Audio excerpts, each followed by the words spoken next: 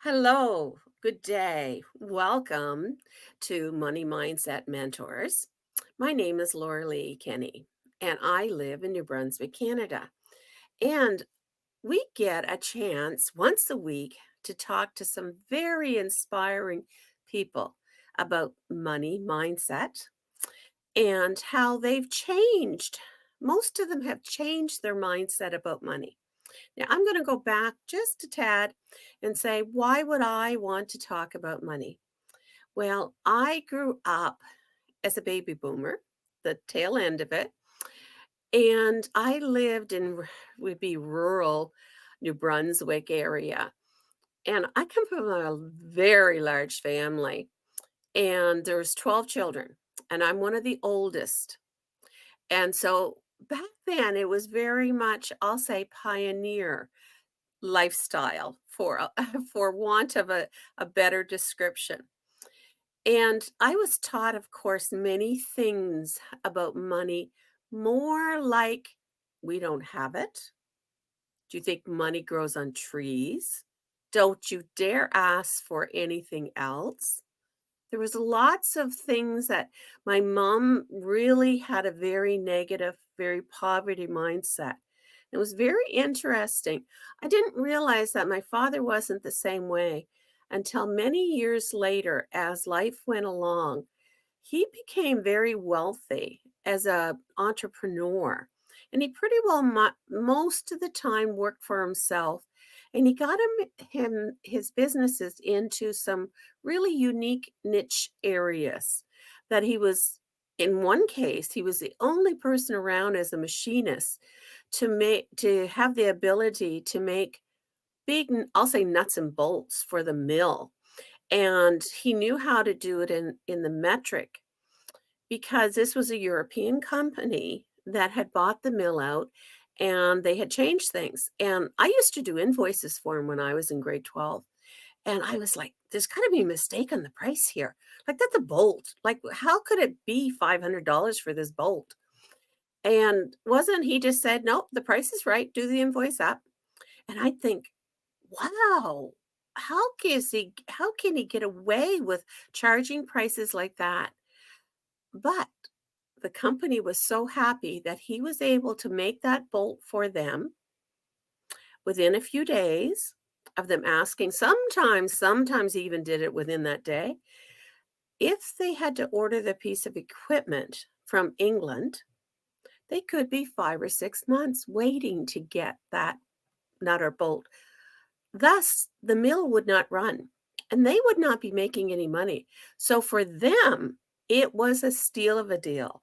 So much so that it really amped their income.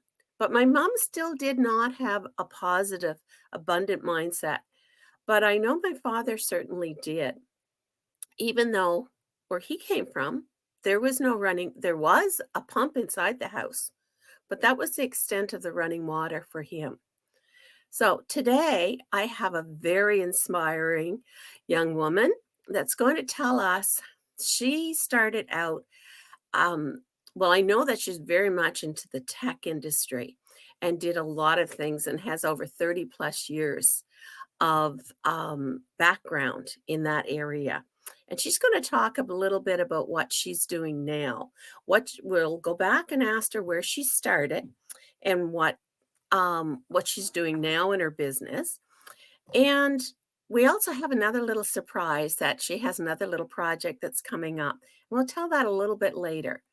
But my lovely friend Diana Ringer is here, and she is one of the things that she does and is involved in is the company called BeeKonnected. And she is an Elite 100 certified coach with BeeKonnected. And she has inspired many people to join her team. And we're going to talk a little bit about that part of it, along with some other areas of Diana's life. So, welcome, Diane.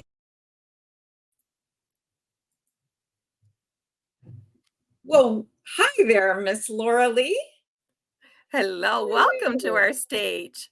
Thank you so much. It's good to be here. Mm.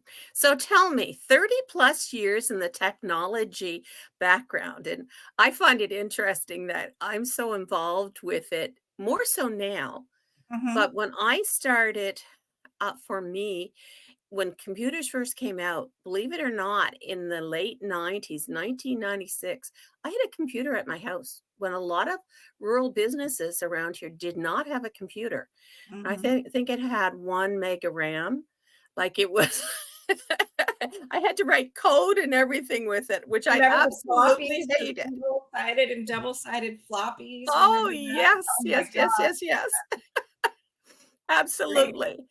Oh my goodness. So you and I could really talk about some things in the past with Yeah, that, and kids nowadays would shake their head like, "What do you mean they were so big and you had to do all of this along with it?" So that's right. let's talk a little bit about where you started. And I want to know if you had an abundant mindset. Oh gosh, my mindset, when I started out, especially well, I was raised, my dad was a very successful OB/GYN, uh, Mhm. and my mom really had a gift for investing in finance. That was her superpower. She loved all things money and all of that kind of stuff. Um, so I was raised sort of part-time in Modesto and part-time. My dad played polo, so we went down and about half of the year I was at the Santa Barbara Polo Club. And Mm. I didn't really understand the importance of that shift until much later on. But in a way, I was exposed to people were super wealthy. And Absolutely. Anybody that plays polo, I would think so, dear. well, there's the working rich, which is like, okay, we have to make sacrifices to do this. And others are like, okay, we get to write this all off. So when we have the business meeting at the tea afterwards, we can, justify it. Um, and I didn't realize at that point, but my being a trustee's daughter, I was invited to sit at the table in the clubhouse with people. They're making all of these business deals and all of these the thing they were really there for, right? And Mhm. then, but I was just sort of they just kept me in Diet Coke, and it was kind of interesting because they're like, "Why would you be there?" Well, the reason I was invited there, and I of course I didn't understand this when it was happening, but they figured if they ever needed my dad's vote for something, they could switch and say, "Oh my gosh, your daughter's just so charming. We love having her at our table." Whatever. But for me, I'm a kid. I'm like, Diet Coke. What's not to? It's a win-win, right? And mom never really was a big soda drinker, so that they were my connection. So Isn't that interesting? But it is. the atmosphere, around people that have money, Mhm, their ideas, it just comes out of it just, like, mhm. thinking outside the box all the time, most of the time. Like, they understood money, what to do with money. Yeah. I'm still Well, learning a lot of that, even though I was a certified financial planner for 25 years, there's still a lot for me to learn. But yeah. they educate, the wealthy educate their children in a certain way, and Mhm, how it was really explained to me the difference when Marissa Peer told me that her brother, when they would teach her brother, her dad was an educator, a scholar, and headmaster at a prestigious English school. mhm, The girls didn't get that same education, but the boys did.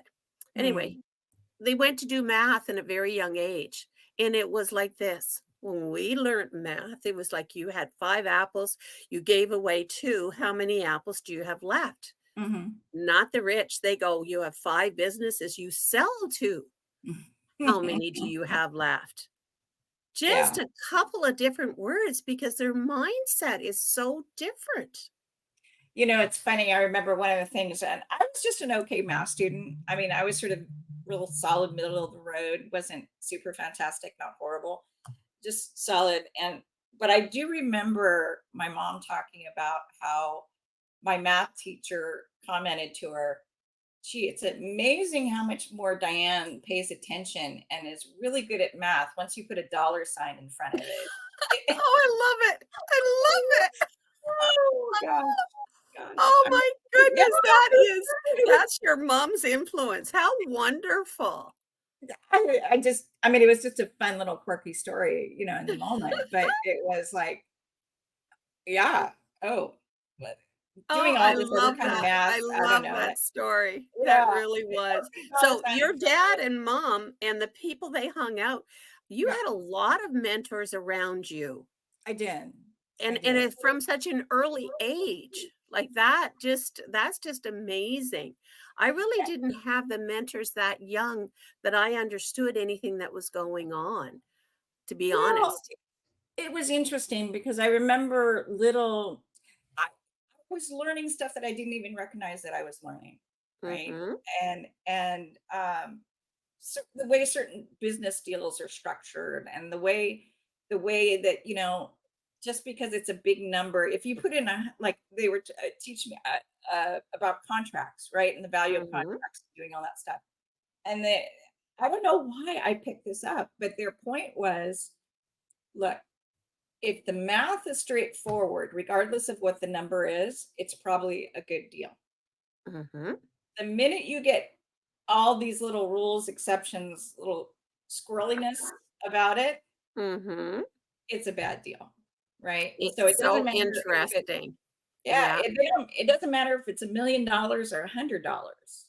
Mhm. If you sub the math, if it's not logical, if it's not simple and intuitive at $100, it's not a good deal at 1,000,000. Mhm. And how I picked that up, I have no clue. But Oh, it that's was wonderful. That is such uh, a crucial, concept, absolutely. And yeah, it's oh, I just love when you can go back and relate certain things, and I have lots of people that tell me that they may not be really good in their finances, but they love math, and I said, "Well, there's a great starting point." yeah. And the reason they love math is because math, it has it has that true answer, the true numbers with it. Where if you're Mhm, writing a novel or something mhm. along that line, you could have many interpretations of the words, but math is it has a finite answer. It has I the I correct always answer. I always thought it was funny that the banks have an annoyingly single interpretation of your balance. It was they just no creative thought, right? It's I put in there at all. just numbers.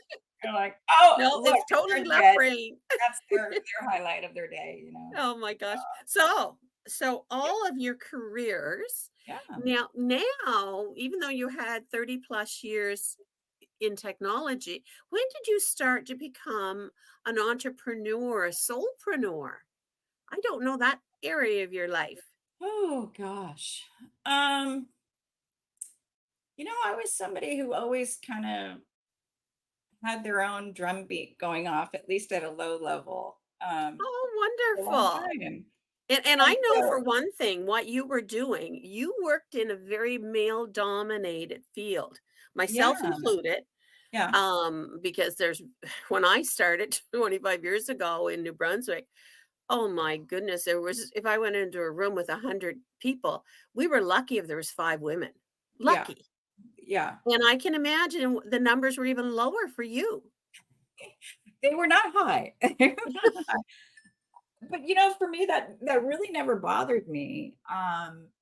I think because in certain ways in my life, I was a little bit of a tomboy. I'm Mhm. late to the makeup game. I didn't enjoy well, because I had severe cystic acne growing up from a Okay. very young age, and girls didn't, you couldn't do the makeup thing. Girls didn't wanna it was a very superficial thing, and Mhm. what I found was that the guys were much more straightforward whether they accepted you or not. Oh, So, interesting. yeah. In that, So, I had 7 brothers, so I was used to being around men anyway, and yeah. so I was fine. I just found the women to be a little more, catty and political, and I didn't Mhm. really vibe with that, and so at Yep. least the guys, you knew where you stood, you know, Awesome. and that mindset has carried through. I'm very comfortable with God. Some people are, like, nervous about it, and I'm like, Mhm. I'm more nervous being around you than the guys. I mean, it's just the norm. It's whatever you're used to, and whenever you get acclimated to is what feels Yeah, comfortable. it's Yeah. true. Yeah. So tell us about what you're doing now. Oh gosh. I I feel know. I know it just makes you beam. Tell us. it does. Well, first of all, I absolutely love being in Be Connected. Okay, and it's not a commercial, but I really love being an Elite 100 coach. It's Mhm. such a synergy of pretty much, how when you look back in your career and you go, what was that zig about? What was that zag? That was good God, what did I do there? Right. And Mhm. what I realized recently is that every single experience that I had in my professional career from way back there to now has all led to my competency and my unique style to be able to support people and be connected. I was always that weird one on the team. Okay, let me finish the sentence Wait, before you go. unique. Don't I'm gonna call don't you unique. edit. Don't edit the pot. Okay.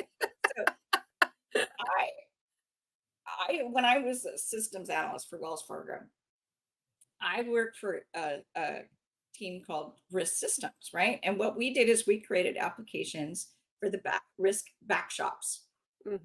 not sexy fun stuff, but I had a good time. Anyway, um, and it was fun. You remember the commercial, Mike? If Mikey likes it, do you remember that cereal commercial where Mikey? I don't know. Maybe they didn't have it in I Canada. really wasn't into commercials a lot when I was Okay. younger. We got to watch TV like 1 hour a day. Oh God.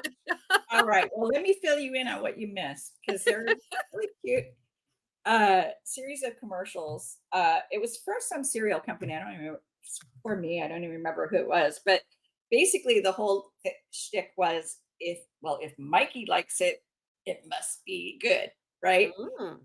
And so for me, when I was in risk systems, and we were asked to attend business meetings with the end users for either requirements or whatever, um, they'd all kind of point to me and go, "Send Ringer. She likes people. She's so weird," you know. Um, and it just sort of worked for me. I always had a foot in both worlds.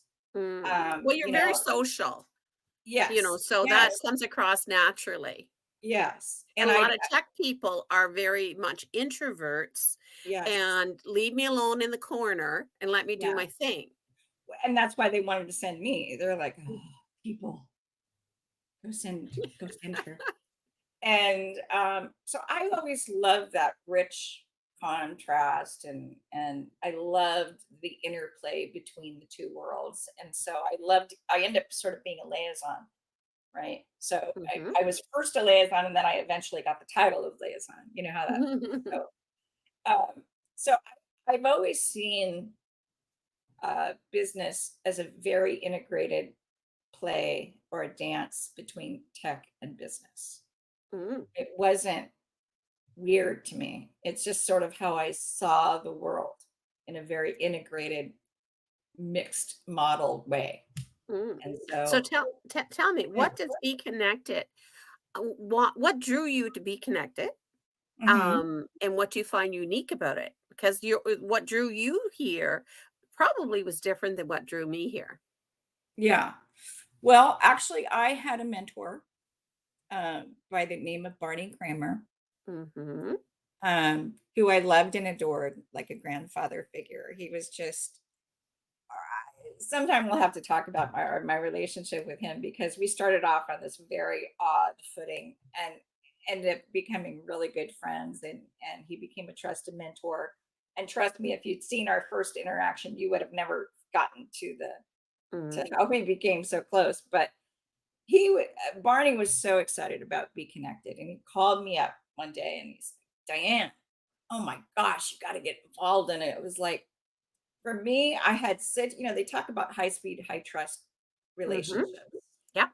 And for me, that was what our Barney and I's uh, relationship was. It was Mhm. extremely. So if Barney said, go jump off a bridge, I might think about it for 30 seconds, but I'd probably do it, assuming there's a boat or something at the bottom. I don't know. So uh, he said, come on in. And at that point, they were just sort of recruiting for ambassadors, you know. Mhm. So it was a super easy yes. And then it just sort of took off from there. And I love the tech. I love seeing the evolution of a system and from where it started to where it is today to where it's going to be tomorrow is a very fun run. In a lot of tech companies, you never get the opportunity to see that entire life cycle of a Mhm. of a mature platform. And that's exciting to me to see it as you go through all of the stages. And so it's fun. I probably drive them a little crazy because there's still one foot in the tech door, right? So Mhm. I'll go in and I'm like, oh, what about this? And I end up kind of testing, systems testing. They get Mhm. very annoyed at me for stuff. I doubt that. But how were you able to introduce other people to the platform? What were you able to say to them? I assume you were like me. You had relationships with certain people that you could say, "Come check this out." Yeah, I had some. A lot of my friends had warned me because I had done various business like Amway and I'd gone through this whole MLM phase. Mhm. And Mhm. they were like, either we can be friends or I could be on your prospect list. But those are two separate lists. So Mhm. I didn't have that many. But what I had was a passion and an excitement for heart centered networking. I Mhm. was very tired of Facebook. It just felt stickish. I'm sorry. You have all Mm. these friends and you don't have the faintest idea who they are. It's Mm. such an Or what abusive they do. or what anything, right? You have Mhm. no clue. And when I started to realize that the only reason they wanted you and they wanted you to have friends is so that they could have more people to market to. It Mhm. really wasn't about connection, Yeah. you know. And OPP, other people's platform, other people's prospects. yeah, exactly. And Mhm. so I got really discouraged around that. I Mhm. but when I found Be Connected and when more importantly when I experienced Be Connected and I started to build real relationships with real people, that's when my mindset changed completely. Mm. It is people centric Mhm. for all the tech and I love a good tech discussion, right? But for the core of that, and I mean, I think even you and I are kind of a great example of that. Mhm. That's how Uh, we met. that's how we met, and but we really met, and now we Mhm. really know each other, and we Yeah, really are friends by the true yeah. definition of the word. Mhm. And that I think is when I think back about stats that I've read about how the more technology, the more people feel disconnected from community, and Mm. it's inverse. Actually, you have all these social media platforms. You think everybody felt like they were each other's neighbor, right? But Mm. the truth is, people feel more disconnected through Yeah, technology. yeah, I will have to say Yeah, that because it's just a little post on things, yeah, and doing it's so true, but yeah, the interactions where we can do like we're in a living room together and yeah, actually see one another and hear our voices, hear the connection immediately. I yeah, really love that part of it. yeah. I'm not a big.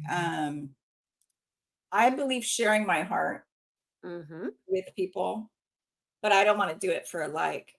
I don't wanna do it because the SEO says use do this or that.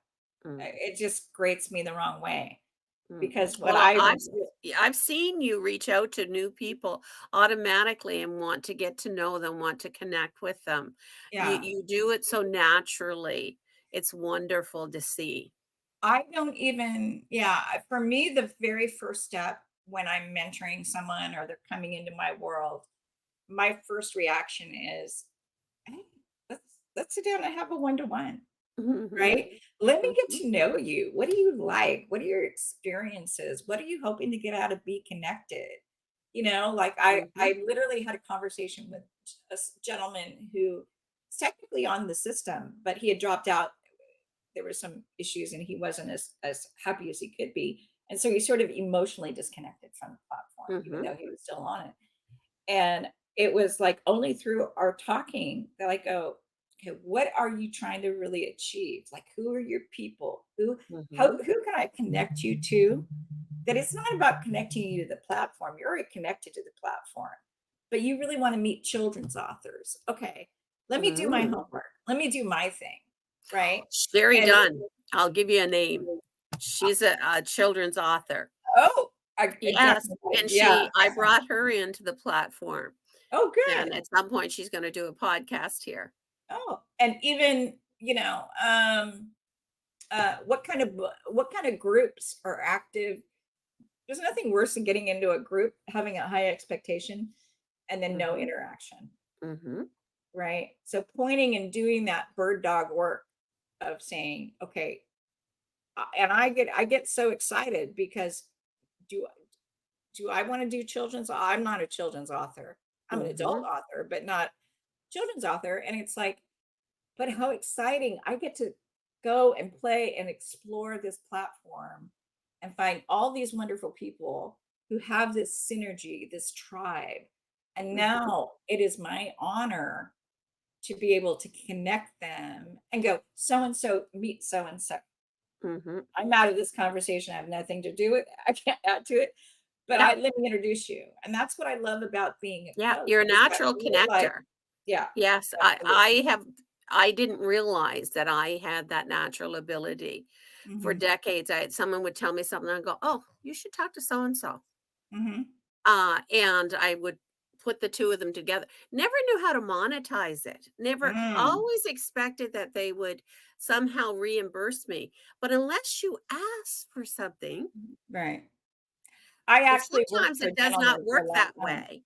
Whether we're asking the universe for it Mhm. or to other people. For me, connecting people to be, as your comment it said about heart centered, it's just a natural thing that comes out of me also. I Yeah. don't think about that. But to be able to take, because one of the things I want to do is follow up with my years of financial planning is Mhm. to to do a nonprofit that teaches Mhm. financial literacy and Mm, take right. that step with the younger generation. Like Mhm. I think like if I only knew a few of these little tricks when I was younger, Yeah. plus have passive income streams. Of Yeah. course, we know we need to have several of them. And Yeah. this platform automatically does that when we're just sharing about the platform. See, and It's so that's easy. what I really love because as this, going back to being an entrepreneur, the thing that I hated the worst was billing. And I'll tell you Mhm. what, because it was always a internal fight for me because I'm Mhm. like, yeah, but I got to meet this really cool person, right? Mhm. And because my mom was so brilliant and we were able to create some financial safeguards, Mhm. I never if I had to go back and have someone mentor me, I had a lot of belief systems around, yep, you have enough money. You're Mhm. this is a joy. This is an experience. You don't we've got you covered. You don't need to make money, Mhm. right? But And it should and be so what we can do with the money. I don't do things for the love of money either. Yeah, So I yeah, and I wasn't growing up. I didn't grow up in the lifestyle that you did.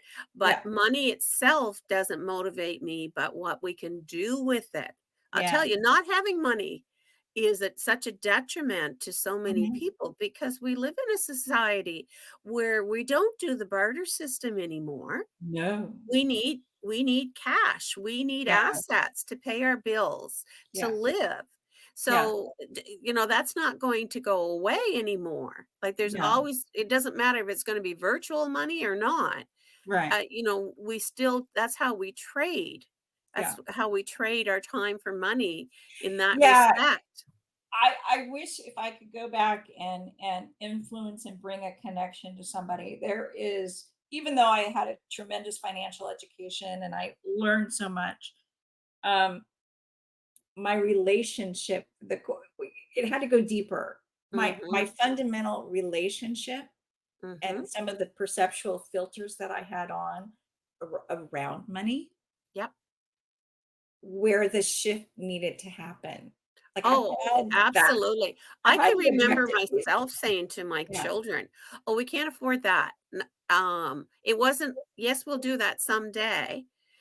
There was times where I was just like, "No, that's ridiculous. We can't do that." Instead of Mhm. like, "Okay, let's try to figure this out.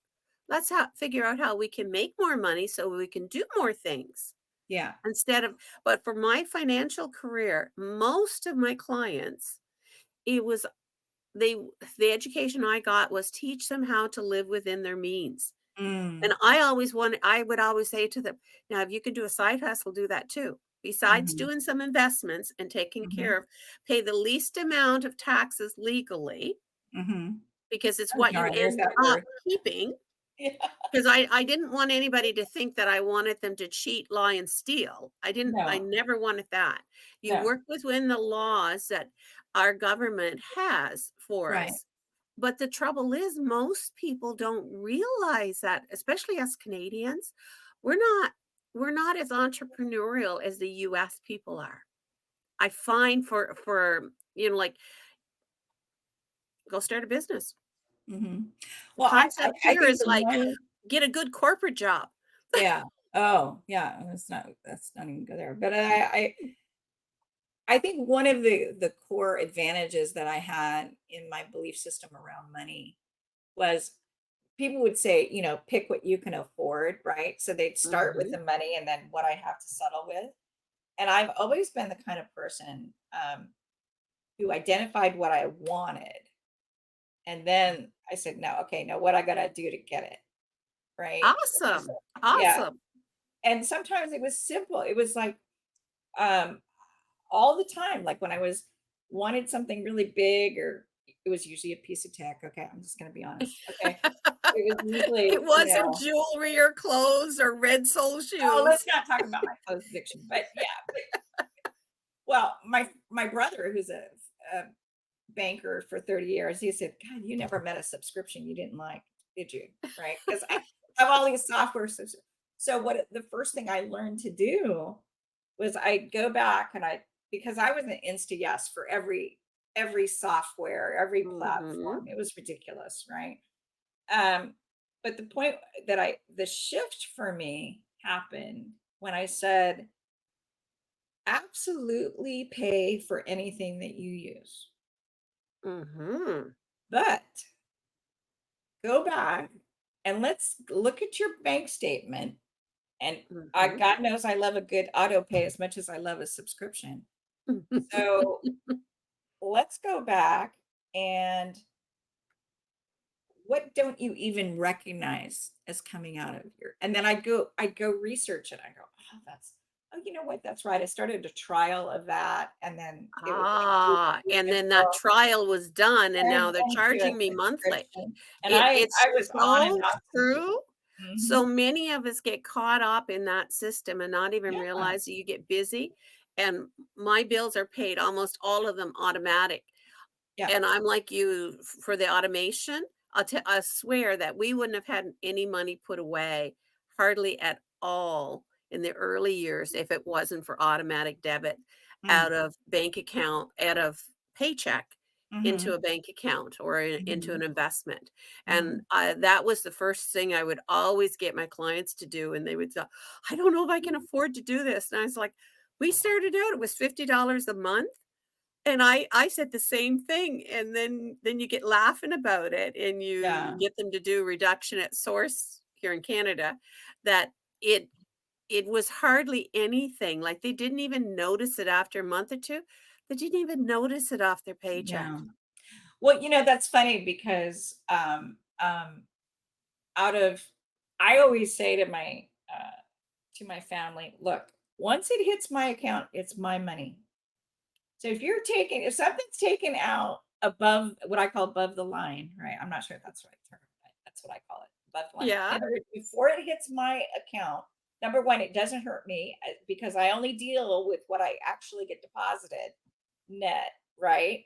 So, absolutely love hearing this. yes, but then after that, hands off, or there better be some heavy dating because I want to do with my money what I want to do, and you know, don't mess with me after it's hit my bank account. Well, Don't come it's over interesting after. because probably for you, the taxes and income taxes and whatever is taken out or other services that you have is already I deducted. A lot have of times it's medical Yeah. expenses are all taken out. The trouble Well, that even before most I get people my get in trouble with their income, Yeah, they're like, I make 6 figures a year. And they spend like they make that they bring home 6 figures a year. right. There's a big difference. Here in Yeah. Canada, 45% would be taken off for Oh, taxes if you oh. didn't have any other way of doing other deductions. See, now I have some investments that fund the basic, lifestyle, and I'm always like, okay, there's taxes, which, we have professionals, so we don't even get to try to persuade them. They just do what's right. And but things like attorney's fees, Mhm. accountant's fees, other kinds of big rainy day funds that I said, look, I'm counting on you taking out enough money that I don't see and therefore I don't have an emotional attachment to. You better make sure that you're taking out all the taxes, all of the attorneys and accountants and all the other expenses that we're expected to pay. Once it hits my bank account, it's mine. So you save that above, you put it in a slush fund, you do whatever you want. But you're never coming to me with an accountant's bill. Oh, that's a cute story. Now, But it's a before way of saving because I realized for me once I had because especially I'm single, I've never been married, I don't have Mhm, kids. So when I get my money, legitimately mhm. my money, I'm not used to people like dipping in and saying, or like parents, I don't understand how they do it. I literally don't. Their money is Mm. not, I mean, good luck if their money is their money because oh, junior needs a new pair of shoes. That's $50. And Mhm. this and that. And I'm like, I would have never made it. I would have been bald. Well, you I would would have be had to wearing, change, for us, what we had to do was start off by starting to pay ourselves first, and that yeah. was the only way we got around it, because for the first so many years, like, we were 35, and all we had put away was $10,000. That was it, Mm, and at those last 5 years in there, it made really good money, but then mm-hmm. I got hurt in a car accident, and I Oh, was laid up. I made mhm. good money too, but I spent it all. Mm. Because That's even certain like, better. I would pay for all the trips, all the Yeah. gifts and all the trips, those certain things, they were over and above our basic needs, and Mm-hmm. that's what I spent my money on until then. Mm-hmm. And then Yeah. at 38 got into to financial planning because I Yeah. hadn't learned very good lessons before that. We did have a little money put away. We were starting to Mm-hmm. pay on the mortgage and a car. We started to get into the second car, which not realizing, thinking that it's just the car payment, Mm-hmm. not just the car payment, but anyway, I Yeah. digress. Yeah. There's No. lots of lessons to learn in life, but you really have to start putting yourself first, and then Mhm, it's like putting a puzzle together. If you put the puzzle together in the right way, mhm. things just start to fall in place. Or Yeah, that example when somebody takes a big container and they put in the sand in first, and then the pebbles, and then the big rocks and the water. They don't get as much in. But if right. they put the big rocks in first, and then Mhm. put some smaller rocks in around it, and then the sand, and then the water, they get almost twice as much in there. Yeah, well, I did some really creative ways. I don't like to tell myself no, so I had to really come up with a new You to vocabulary find around it. other ways to make money. Well well, the first thing is I had to put myself on a financial diet, but what and I don't like that word, right? But Mhm, what I did is I said someone said, "Okay, well, how much is it supposed to be for gas every month?" Okay, let's say $100, right? Let's mhm. look you could buy more gas for $100, but whatever. So then at the beginning of the month, I would buy $100 gas card Good for because I you. can This tell is you this is great. Transact yeah, Card does something very similar now. They're going back to the way people budgeted. yeah, Because I asked an entrepreneur not too long ago, I said, "What was your best advice that your parent ever gave you?" And they ran grocery stores. And he mhm, said, the first thing he said he told me to do, just what you said, mhm, make sure you have gas to get to work. yeah, yeah. There were a few times when I was broke that, I couldn't go somewhere because I didn't have enough gas money. And Mhm. I can tell you from somebody raised in the polo fields, like, that's a tough emotional tension there when, as a little kid, money fell all around you. You didn't even have a concept. But and then you're all of a sudden an adult and you're like, poor, broke, you know.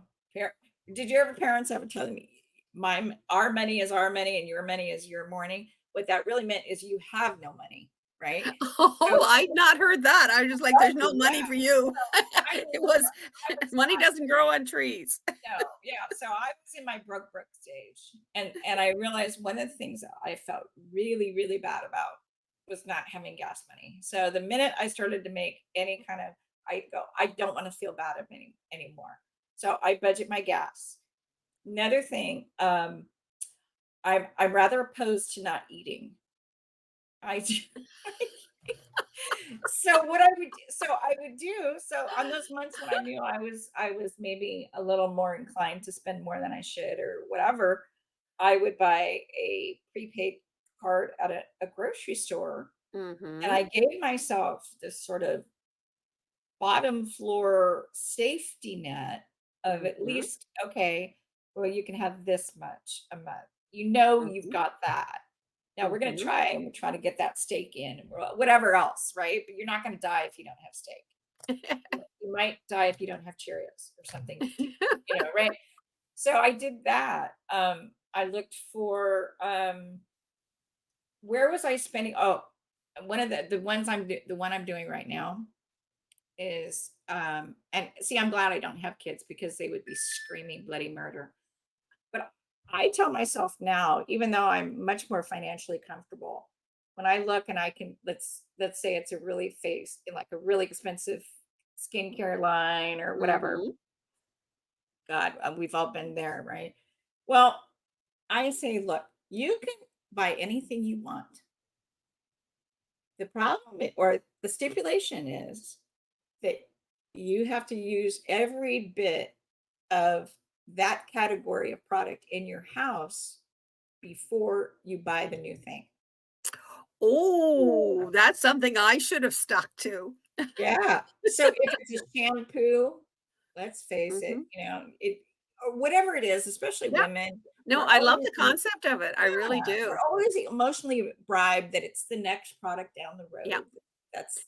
Meanwhile, you have all these containers, and you have to Yes, and remember, I I wrote, never like, say no, 25. but I Yeah. put a rule on it that says you have Wow, to. I love that rule. I spent 25 years in the cosmetic industry, Oh so gosh. you knew I had containers galore. Oh, no, my girlfriend sells jewelry. God, Yeah. I'm like, there's just no point talking to her. she's gonna have whatever. But and I have a ton of jewelry, right?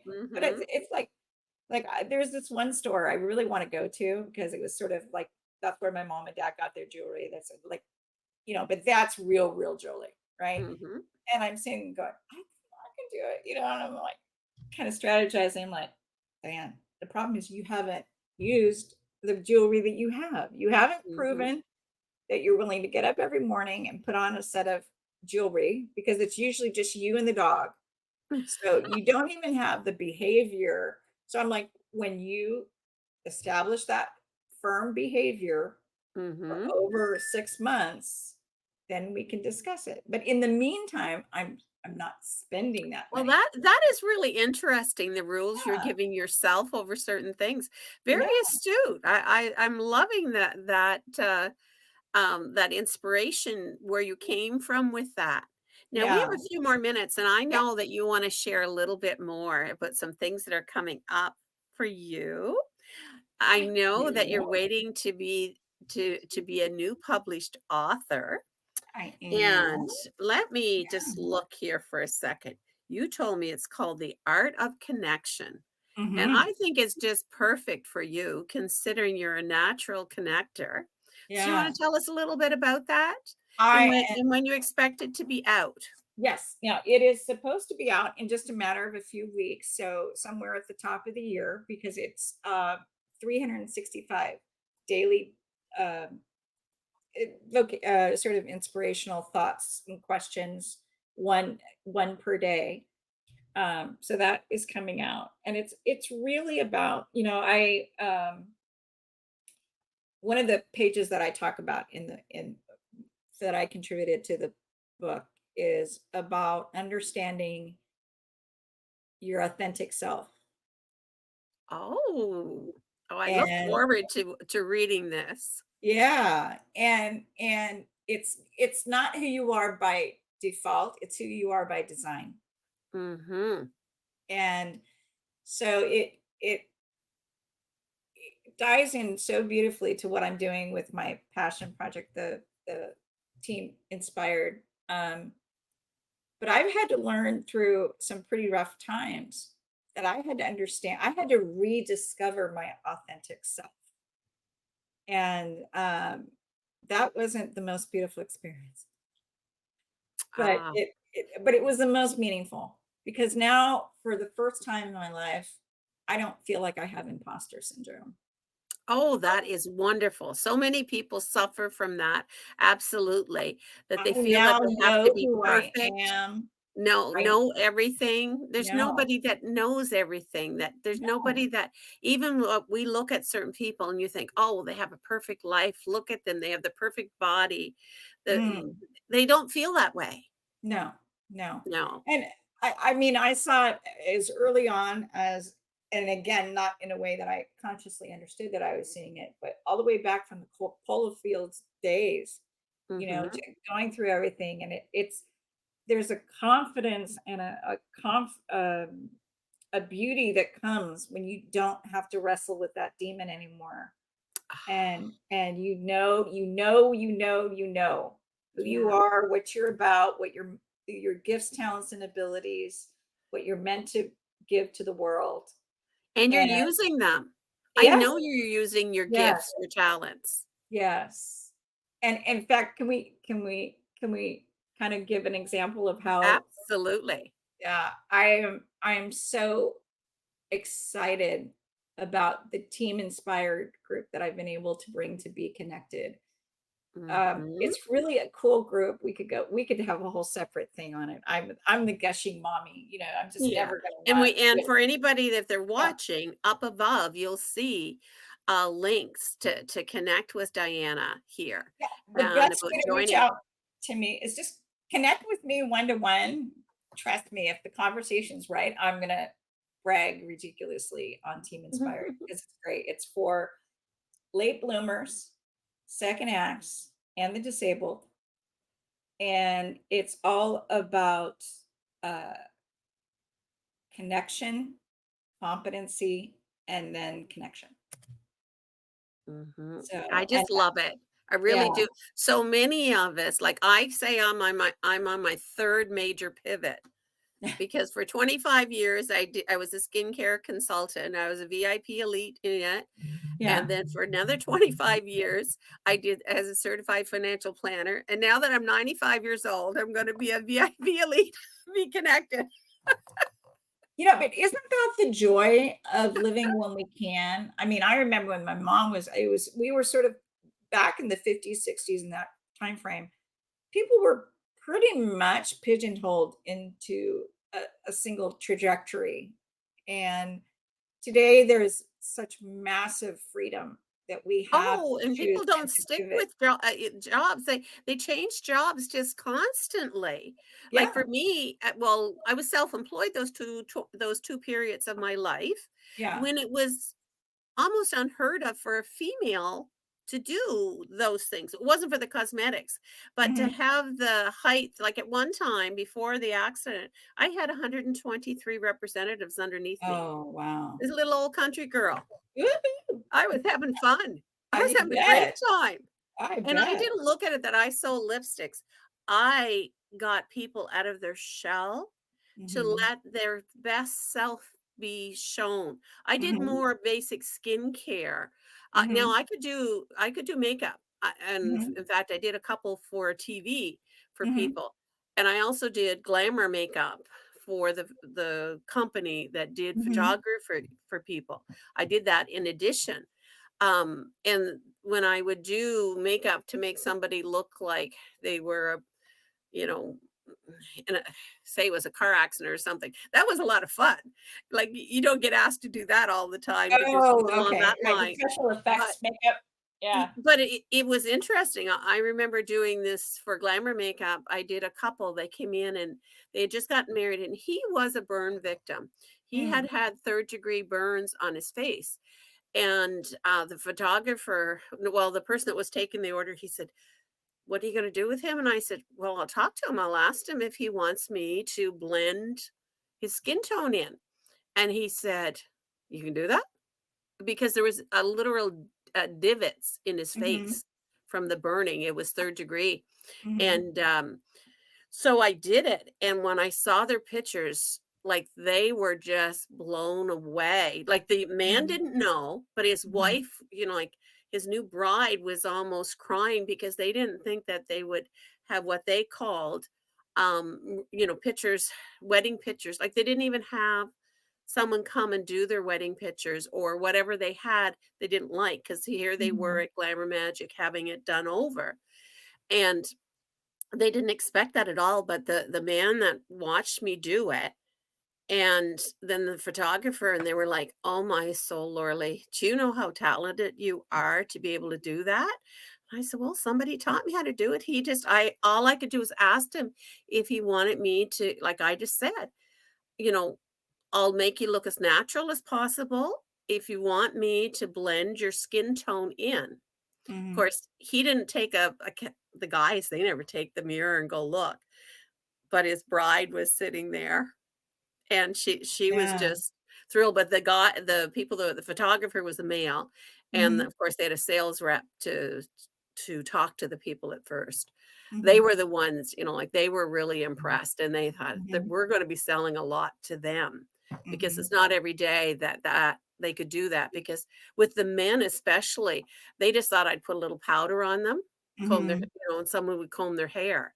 They Mhm. never expected anything to be done for the men, Yeah. but because I had training in other areas and I had the product with me that Mhm. I could do what they call stage makeup. Mhm. I was able to do things like that. Yeah, that's fabulous. Man, we need to talk about that offline because Mhm, I just, even with everything that I went through with cystic acne, mhm. it took me for can you believe for someone who absolutely ran from the camera, I mean a still camera, to all of a sudden being in a profession where I'm on camera All the time. all the time? Now, either there's a lot of white wine involved or there's gonna be. Oh, that's too Well, there cute. might be a little bit of both, but Yeah. yeah, Well, but it's so funny for me, I in all our pictures around the house, I was the one I had some training with a camera in photography mhm, class at school, but I rarely in any of the pictures, I'm the one that was taking the pictures, or I was doing the makeup for people to have their picture taken. mhm, Yeah, yeah, I uh, didn't, it wasn't until the kids got older and they kept trying to find pictures with me in it. wow. You know what, Laura Lee? I know we have to wrap up. Yeah. And I totally want people, if you'd like to talk to me, I don't bite, especially over the screen. So I'd love you to schedule a one-to-one with me. I would love to meet you. You know, I just love hearing people's story and finding out what motivates them, what's inspired them.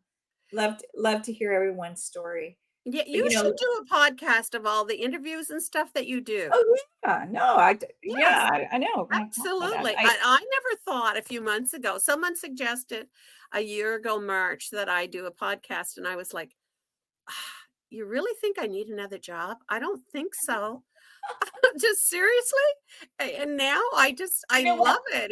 It's a time that I get to just dedicate, and it's a Yeah, one-on-one yeah, usually. Now there's the odd time there might be a couple in.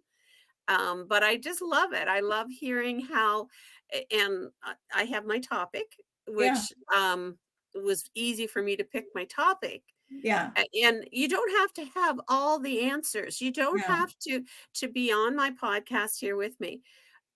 And we just want to talk about where you were and where you are now, and tell us some inspirational mentors that you had that helped change Oh where yeah, you were to where you are now. And I it's just amazing. love that you had such a unique and lovely relationship with your last mentor. Unfortunately, he's not Yeah. with us anymore for me to connect with him, but I You have know, met and his I lovely feel like wife he's too. in here. Oh, I I bet you do. yeah, He's yeah. There have literally been times through this experience in the last 2 years with 2.5 years with BeeKonnected that I really would have given my right arm to just be able to talk to him again. And then I ah, realized he's really in here. You can mhm. talk to him anytime you want. And it's so amazing if really sit and I get quiet, it's like I can hear his wisdom echoing back into speaking Oh, into how us. lovely. You Yeah. really learned the lessons, Diana, if Yes. you can feel that way. Yes. Hey, I have got a you've inspired me, Laura Lee. I think I know what we need to do together. Alright. My team is all about, taking you where you are and moving you into that next level of your life.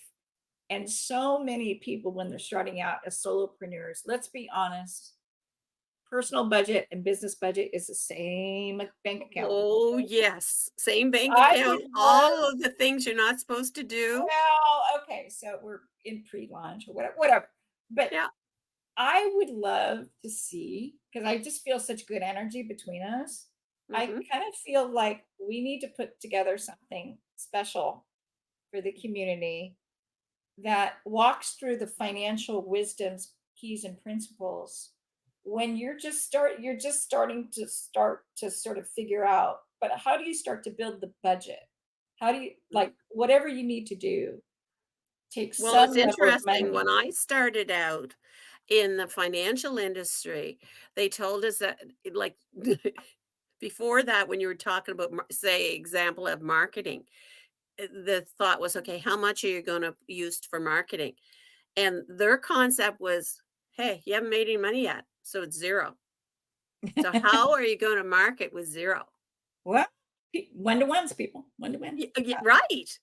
But it just was like when they were first saying it, I was like, Yeah. we're supposed to have a marketing budget meeting. What are you talking about? Zero. You have no money. Well, I know, but it's something that I think it really trips a lot of people out when they're at a transition point in their life. Mhm, Like for instance, you whether now you were really blessed you had a husband, you had a sort of a backup or a team there. mhm. But so many people starting out and they're reinventing their lives and and they're like, I kind of feel like I need to share this gift, talent, and ability in the Mhm, form of a business, right? Not mhm. every gift, talent, ability is a business, but it may be. And so if we could come alongside them Yeah, and and take it from share a the hobby to financial a business. principles. Once we're making money, it's not a hobby anymore. Yeah, And we need to make enough money to make sense because you can have a lot of expenses. But we're really blessed. I'm just going to put a little plug in here for Be Connected. yeah, With David Dobbs helping us do so much of the marketing and stuff for us, yeah, all we have to do is share some links and landing pages and like it's just amazing that yeah, we don't have to make them all on our own. We just use our affiliate link. And yeah, because this is a monetized platform, we make a bit of money from it in addition. yeah, And it's just like growing your assets. It's right. not that everybody comes in and throws $1 million into something and start Yeah, off. You start off with what you have you at have, first. yeah, Maybe it's $10 a week for some people. Maybe right, it's $100 a week for others. You build it up. It's like climbing the ladder step by yeah. step. But I think the But I other mean, principle too is, um, you need to be a product of the product, mhm, right? So it's not just enough to look at Be Connected and go, "Oh, that looks really cool," or, "I think they're poised in the market in a really interesting position. It feels like a good, investment slash bet slash whatever," right? But I think that the key difference is that you have to get invested emotionally and with your time, and you have to say, I'm not just going to hold space for an account here. I'm mhm, going to actively become a part of the community. mhm, And when you do that, you see the payoffs that they were talking about. Sitting and saving a space for signing up for a free account and then never logging back in, mhm, or joining a group but not participating, or never watching a show, right? mhm, People are going to go, what's so different about Be Connected? I don't know. What is your experience of what you've been sewing into it, right? And I think other than passive, like Facebook, you can scroll until you're asleep, right? There's no really, or whatever. There's no investment of your time other than you wasting time, right? mhm, And so I think the other thing that makes Be Connected really powerful, and the buy-in price of that is your time and your energy and your focus, and you're willing to be authentic and bring value to the community. This is not a mhm, buffet where you get to just take and take and take. mhm. Each person needs to deposit into the community as a whole what they can contribute, Mm. and you can And only everybody do gets that to if see you our do. post. Mhm. Every Everybody like, gets to see the it's just something just happened to me this past week, and I'll share this. This was another reason that I was so fed up with Facebook. Mhm, But a lot of my family and stuff are still on Facebook. So, this past week, my dad passed away. So, I was oh, putting a post in about him passing away. Now, I had probably over 100 people commented, mhm, sending condolences and stuff, which was lovely. And not 1, not 2, not 3, not 4, but 5 people that were representatives of this particular coach came mhm, into and clicked on to those replies because it was public, clicked onto them and said the person's name. I suggest you connect with this person and put a link for that person's name. You'll thank me later. Well, let me tell you, loyalty and respect are 2 of my biggest values. yeah, I was friggin' livid. It wasted over an hour of my time to delete them. I reported oh, each one of them, and the person that hired them, I sent her it wasn't a very loving, kind message. But if these are the people that you hire to represent you, trust me, darling, you're gonna be blocked. And if several of my friends blasted right out to them, like, how inappropriate yeah, spamming a death notice to promote someone else's business. That would Crazy. not happen on BeeKonnected. No, Not no, at all. no, no. I mean, we are all about free speech. I mean, Yeah. we don't filter anything like that, but I think we do have a lot of integrity, and Mhm. something like that would be shut down in a nanosecond, and, Right, and those people yeah, would be banned from the group. yeah, Absolutely yeah, banned if they ever got in the first place. right. Be but I just could not believe it, and of course, it's a That's bot, horrible. like, once they started doing it, like, because it was 20 people right in a row, like, I know it's a bot doing it, but still Mhm. somebody had decided, and there was 5 different people when I my husband said, who's this person?" I said, "I don't know who that is." And we started looking at the response because there were so many so fast. I didn't, I'm not sitting there holding the phone Right. scrolling through. We're scrolling through later. Yeah. And I just couldn't believe that these people did that. And the person that she was like, when you look at her site, she looked like a well-respected coach. But let me tell you, she's not Wow. gonna get any kind of connections from anybody from anybody that saw Yeah, that. Oh, that was just terrible. But yeah. anyway, that's I part of some of the social media things that we Right. don't like on some of the other platforms. Yeah. No, But anyway, no platform is perfect, but, no, but that just was just that yeah. was one of those annoying things Oh, that, yeah, that's more annoying, oh, but man. But anyway, yeah. would you like to leave our viewers with a Yes. final word of wisdom? I'm sure you have something, Oh a my goodness. nugget or a suggestion that you would like to leave them with? Um, I just wanna leave them with the encouragement that everybody, everybody has gifts, talents, and abilities to share, Ah, and perfect. if the world needs your gifts, talents, and abilities. Mhm. They're there for a reason. It wasn't just a random, assignment, right? It's Yeah. like your life purpose is equipped with the gifts, talents, and abilities that you have because the world genuinely needs what you have to share. And so Oh, don't be afraid to share it. oh, I thank you so much, Diana. That is a perfect way to end our talk today. And we like to say on here, don't just supersize your group, monetize your group. And I like to say, have a great day and a better tomorrow. Thanks, Laura Lee. You're welcome.